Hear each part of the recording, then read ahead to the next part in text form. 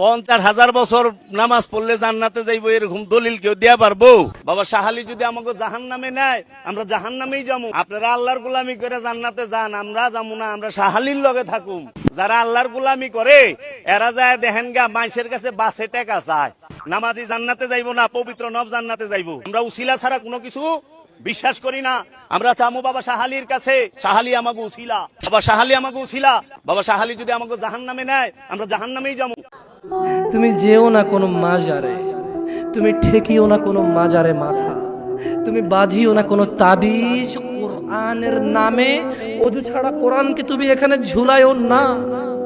তুমি মহিলাদের মাসিক অবস্থায় কোরআনকে ঝুলাইও না। কোরআনুল কারীম এই তুচ্ছ কাজের জন্য আসেনি, শিফাউল লিল মুমিন।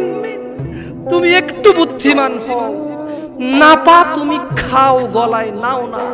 কোরআন তুমি পড়ো না, গলায় নাও। তুমি একটু বুদ্ধিমান হও, তুমি একটু বুদ্ধিমান হও মুমিন।